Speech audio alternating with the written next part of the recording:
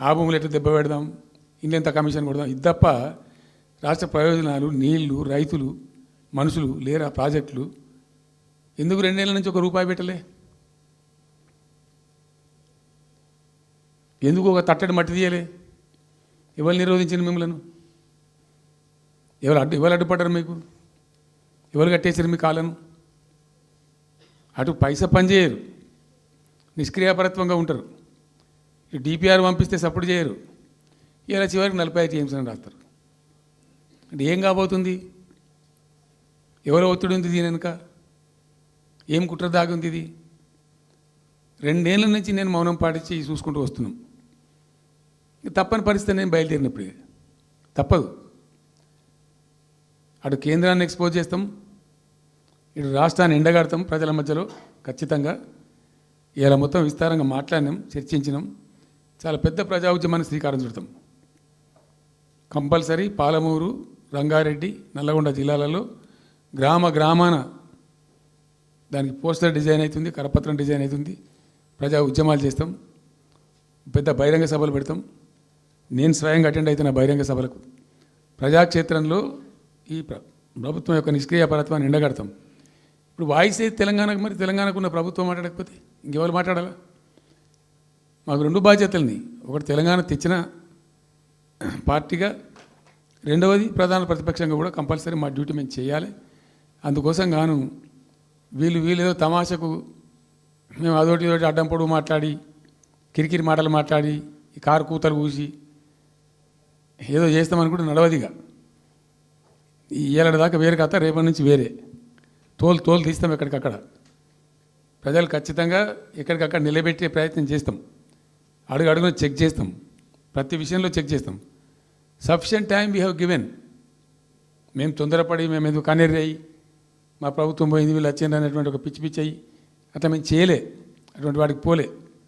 ఇష్యూల మీద పోరాడుతున్నాం, ఒకే fee reimburse మీద పోరాడుతున్నాం, ఇంకోటి పోరాడుతున్నాం.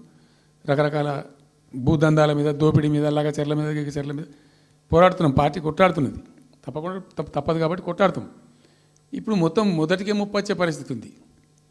అటు గోదావరి మీద అరాకిరి చేసి చంద్రబాబు నాయుడు, ఏపీ ప్రభుత్వం నల్లమల సాగరు, ఈ సాగరు, ఆ సాగరు, అటు గోదావరి దోపిడీ జరుగుతూ ఉంటే దాని మీద సప్పులు లేదు. ఇటు కృష్ణలో ఇంత ఘోరంగా పాలమూరు ఎత్తిపోతల మీద దీని మీద సప్పులు లేదు. మరి ఎవరి ప్రయోజనాల కోసం ఉన్నట్టు రాష్ట్ర ప్రభుత్వం? ఏం చేయడానికి ఉన్నట్టు? ఏం జరుగుతున్నట్టు ఈ రాష్ట్రంలో? కాబట్టి ఎట్టి పరిస్థితుల్లో నేనే స్వయంగా రంగంలో దిగాలనుకున్నా. దినం ఈరోజు డిసిషన్ అయిపోయింది. 2-3 రోజులలో, 2-3-4 రోజులలో, రాబోయే 3-4 డేస్లో ఆయా జిల్లాల నాయకులతో సమావేశమై ఖచ్చితంగా చాలా పెద్ద ఎత్తున అక్కడ గ్రామానికి డప్పు కొడతాం, మొత్తం సభలు పెడతాం, కవులు, గాయకులు, కళాకారులు అందరినీ తట్టి లేపుతాం. మీ పత్రికా విలేకరులను కూడా రిక్వెస్ట్ చేస్తాం.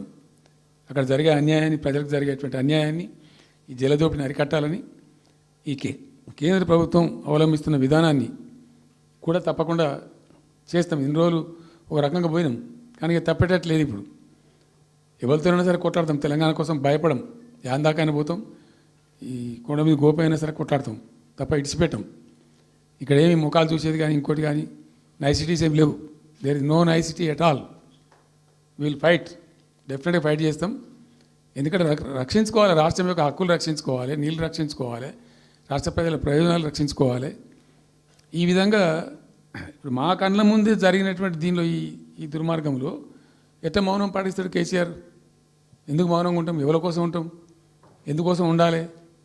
కాబట్టి అరాకిరి ముచ్చట్లు కావు. ఇష్టం వచ్చినట్టు మాట్లాడి, ఇష్టం వచ్చినట్టు ఆల్తు ఫాల్తు కూతలు కూసి ఏదో చేస్తామంటే అది జరిగేది కాదు, జరగనీయం. రెండవది, ఈ ప్రభుత్వం కూడా సర్వభ్రష్ట ప్రభుత్వం, సర్వంలో భ్రష్టమైంది. మేము చెప్తా, బీజేపీ కథ కూడా చెప్తా. ఎందుకు చెప్పా? డెఫినెట్గా చెప్తాం. అరే నువ్వు మా ఇంట్లోకి వచ్చి మాకు దోసుకపోతా అని ఊరుకుంటామే? నాకు అర్థం ఎవరైతుంది? ఏమైనా ఉండొచ్చు కాక, ఏమైనా ఉండకపోవచ్చు కాక, నీ చేయబెట్టి పైసలు కూర్చుకుంటా అంటే ఊరుకుంటామా? సాధారణ కాడికైతే కొట్లాడతాం కదా. యాక్చువల్లీ ఒక పద్ధతిలో ఈ రాష్ట్రం ఒక క్రమ పద్ధతిలో మంచిగా ముందుకు పోతూ ఉంటుంది. సంక్షేమం విషయంలో కానీ,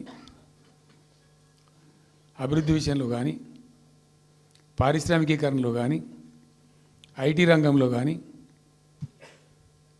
క్రైమ్ తగ్గించడంలో కానీ, లా అండ్ ఆర్డర్ మెయింటైన్ చేయడంలో కానీ ఒక మంచి పద్ధతిలో పోతూ ఉంటాయి.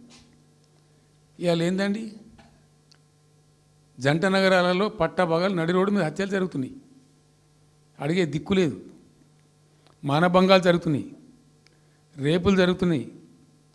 ఎన్సీఆర్బీ రిపోర్ట్ ప్రకారంగా 20% క్రైమ్ రేట్ పెరిగింది తెలంగాణలో. పీస్ఫుల్ స్టేట్ ఉండే, ఫ్రెండ్లీ పోలీసింగ్ ఉండే, అవన్నీ ముఖ్యమైపోతున్నాయి ఇవాళ తెలంగాణలో. చూస్తున్నాం మేము, మనం పాటించడానికి చూసుకుంటూ, గమనించుకుంటూ, రికార్డు చేసుకుంటూ అని చర్చ చేస్తున్నాం. ఎప్పటికప్పుడు పెరిగిపోయినాయి. వాగ్దానాలు ఏంటంటే వీళ్ళు చేసినాయి. మంచిగా ఉన్న ప్రజలను, మాకు ఓటేసే ఉద్దేశంలో ఉన్న ప్రజలను పచ్చి అబద్ధాలు టెంప్ట్ చేసి, మోసం చేసి, ఈ రాష్ట్ర ప్రజానీకాన్ని మోసం చేసి, దొంగ మాటలు చెప్పి, మాయ మాటలు చెప్పి, అర్రాస్ పాటలు వాడినట్టు వాడినండి, వేలం పాట వాడినట్టు. కేసీఆర్ 10,000 ఇస్తాడు రైతు బంధుకు, మేము 15,000 ఇస్తాం. మహిళలకు 2,500 ఇస్తాం. కేసీఆర్ కళ్యాణ లక్ష్మి ₹1,00,000 ఇస్తాడు, మేము తులం బంగారం కల్పిస్తాం. మీరు పెళ్లిళ్ళు చేసుకోకుండ్రి, ఆపుండ్రి. ఇదే ప్రభుత్వం మీరు చెప్పినటువంటి మాటలు, పెళ్లిళ్ళు చేసుకుంటూ ఆగిపోండ్రి, మీరు నవంబర్లో చేసుకునే బదులు డిసెంబర్లో చేసుకుంటే తులం బంగారం కూడా వస్తుంది. ఉపన్యాసాలలో చెప్పినండి, మా ఉన్నాయి ఆ క్యాసెట్లని. ఇంకేం చెప్పినరు, పెన్షన్ తీసుకునే ముసలోళ్ళు ఎవరైతున్నారో నవంబర్లో తీసుకోకుండ్రి, డిసెంబర్లో 4,000 వస్తుంది. తెల్లారే ఇంకేం మాట్లాడిండ్రు, ఏంటిది అది, 2 లక్షల రుణమాఫీ అని నరికిండ్రు. ఉరుకుండ్రి బ్యాంకుల పంట పోయి జల్దీ తెచ్చుకోండి. ఇక ఒక్కటి కాదు, అట్లా అర్రాస్ పడబడినట్టే. చివరికి విద్యార్థులకు, పాపం పేద విద్యార్థులకు ఇండియా ఒక స్కూటీలు కాదా బాబు, చాలా ఉన్నాయి. శాంతాడంత లిస్ట్ 420 హామీలని చాలా ఉన్నాయి. నేను కొన్ని హైలైట్ చేసి చెప్తున్నాను. టెంప్ట్ చేయడంలో, ఫర్ ఎగ్జాంపుల్ ఇప్పుడు ఇండియా మొత్తంలో ఎక్కడ ఇయ్యరండి, మేము మొత్తం కూడా 100% సమ్మిళితమైన అభివృద్ధితో మేము ముందుకు పోయినాం. ఇట్లా ఏకపక్షంగా ఏకోన్ముఖంగా పోలే. మేము ఆల్ ఫ్రంట్స్ కవర్ చేయాలని చూసినాం. పేద పిల్లలు ఉంటారు, వాళ్ళకి పాపం విదేశీ విద్య లేక సీట్ వస్తుంది, చదువుకోవాలని ఆశపడతారు, పోలేరు. వ్యక్తి